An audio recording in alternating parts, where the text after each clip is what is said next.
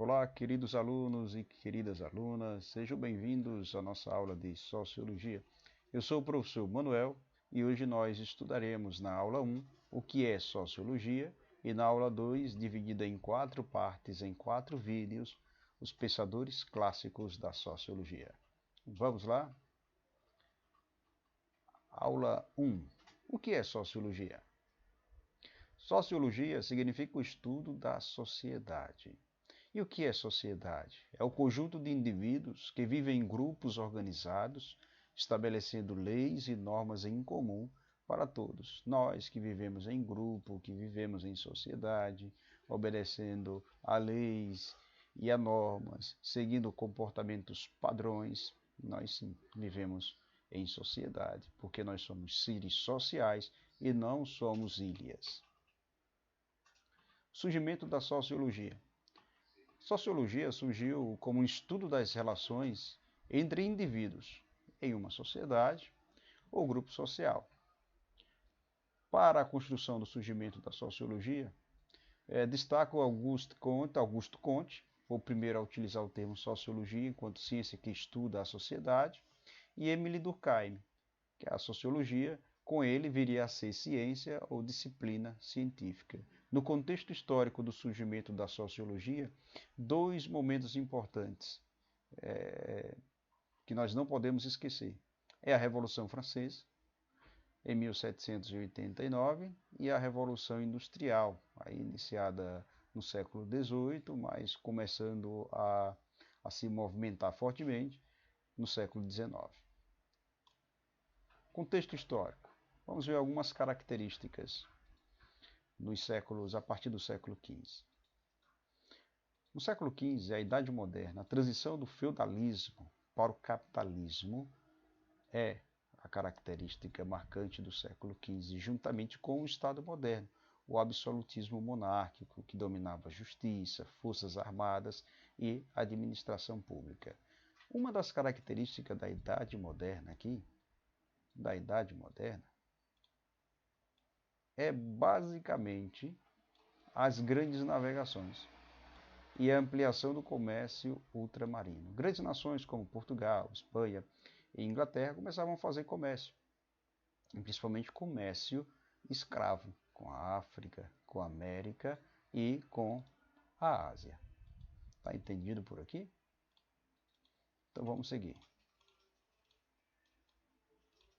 No século XVI, uma coisa importante nós vemos é a reforma protestante, um ponto importante, uma característica importante desse século, a soberania da razão e desenvolvimento de conhecimentos por parte de grandes pensadores. A reforma protestante, que foi engrenada por Martinho Lutero no século XVI, ela se caracterizava pela valorização do indivíduo, valorização do trabalho e pela leitura livre da Bíblia, como também pela soberania da razão. Aqui a gente vê vários pensadores, como Nicolau Maquiavel na política, Galileu Galileu na ciência e astronomia, Thomas Hobbes na economia, na política, Francis Bacon em diversas ciências, René Descartes na filosofia, como também em outras ciências, René Descartes também na matemática.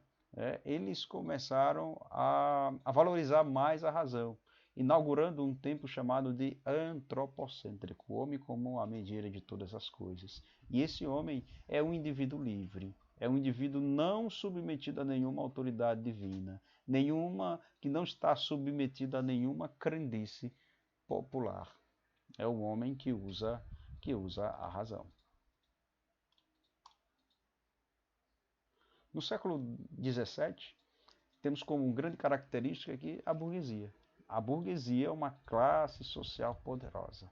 Ela está centralizada na Europa e ela trabalhou bastante para o aumento da produção manufatureira e dos lucros e também pelo investimento e aperfeiçoamento tecnológico, produção em larga escala. Foram eles os burgueses, proprietários de meios de produção, donos de terra, donos de meios, capaz de oferecer para os trabalhadores, dono de riquezas, de modo geral.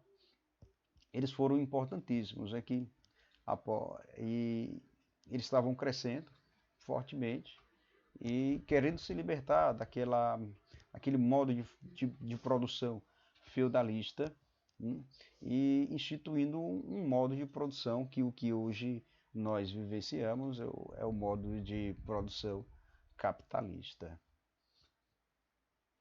E no século XVIII, nós vemos aqui a Revolução Francesa, em 1789. A defesa dos ideais de liberdade, igualdade e fraternidade alterou o quadro político mundial e inspirou outras revoluções, sobretudo revoluções socialistas. A Revolução Francesa, ela, no seu contexto e apoiado nesses ideais aqui de igualdade, de liberdade, de igualdade e de fraternidade, foi inspirada, né, de forma filosófica pelo iluminismo. O que é que o iluminismo defendia? Defendia o racionalismo, que está vinculado ao antropocentrismo, como nós já vimos, ao liberalismo econômico, liberalismo político, liberdade de expressão, liberdade religiosa, e como também ao laicismo. Laicismo, o Estado é laico. O Estado ele não tem uma religião oficial. Era isso que o iluminismo e os filósofos iluministas defendiam. Outro ponto importante desse período aqui foi a Declaração dos Direitos do Homem e do Cidadão, que foi lançada em agosto de 1789, no grande momento da Revolução Industrial, que marcou o fim do antigo regime e o início de uma nova era, de uma era pautada pela razão, de uma era pautada pelas máquinas. Outra característica importante foi a divisão dos três poderes. Como eles romperam com o antigo regime é o absolutismo monárquico, eles adotaram um regime político fundamentado em três poderes: o legislativo, o executivo e o judiciário. Tudo isso pensado por um cara chamado Montesquieu. Até aqui tudo bem? Sigamos. Outro ponto importante aí do século XVIII foi a Revolução Industrial. A Revolução Industrial ela marca o século das luzes, o século XVIII.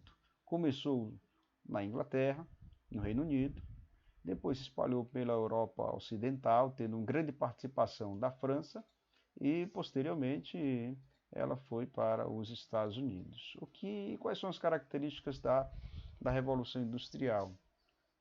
Primeiro, a afirmação do modo de produção capitalista, introduziram as máquinas a vapor, o trabalho assalariado, aquele salário bem pequenininho, e a mão de obra feminina e infantil, uma coisa também muito negativa aqui nesse período. Outra característica da Revolução Industrial é o crescimento do proletariado. O proletariado é a classe dos trabalhadores e da urbanização das grandes metrópoles, construção de edifícios, pontes, etc. E a última característica é a consolidação da burguesia e da sociedade capitalista. Burguesia, os donos dos meios de produção. Até aqui tudo bem? E a gente fica por aqui. No outro vídeo seguiremos para a aula 2, Pensadores Clássicos da Sociologia.